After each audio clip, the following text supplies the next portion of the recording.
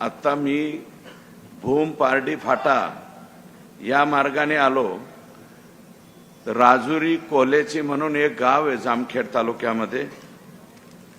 तर माझी गाडी पुढे होती, माझ्या एक दोन गाड्या पाठीमागे होत्या। समोरून एक चुकीच्या पद्धतीने गाडी घेऊन आलता आणि कुत्री इकडे राहिली आणि कुत्रीचं पिल्लू रस्त्याच्या मध्ये आलं। तर कुत्र्याचं पिल्लू मध्ये आल्याच्या नंतर त्या ड्रायव्हरनी एकदम राईट साईडला गाडी मारली, ज्या राईट साईडला मारायला नको होती त्या बाजूला मारली आणि ते पिल्लू त्याच्या पुढच्या नाही पण मागच्या टायर खाली आलं। तर ज्यावेळेस ही ऍक्शन होत होती त्यावेळेस मी पुढे, माझा ड्रायव्हर आणि पाठीमागे 4 जण बसलो होतो।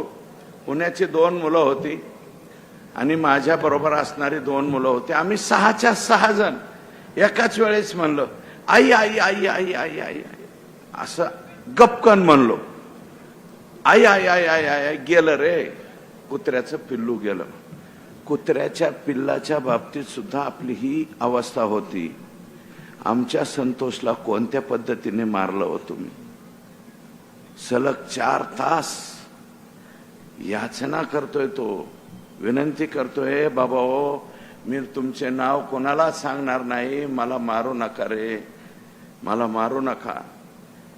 मला पाणी पाजा, पाणी पाजा म्हणल्यावर ह्यांनी दुसरं काहीतरी पाजलं हो, ज्याचा उल्लेख मी करू शकत नाही। इथं माझ्या माय मावल्या बसलेल्या आणि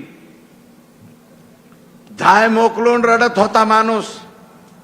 त्याचे व्हिडिओ कॅसेट काढलेत आणि दुसऱ्यांना दाखवले, बघा याला आम्ही कसं मारतोय।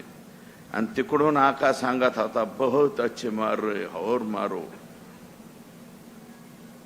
अरे कुत्र्याच्या पिल्लाच्या बाबतीत आमची अशी मानसिकता, तुम्ही आमचा संतोष 100 तोंडात मारून चौकात मारून माघारी पाठवायचा ना।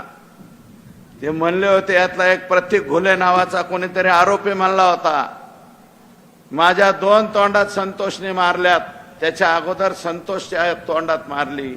तो म्हणाला होता याचे कपडे काढून केज मध्ये हिंडवीन, मान्य होतं।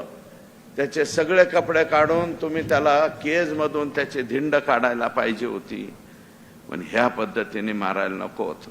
आम्ही धिंड काढलेली सुद्धा मान्य केली असते रे बाबा हो, तुमच्या मनगटात जोर जास्त आलाय।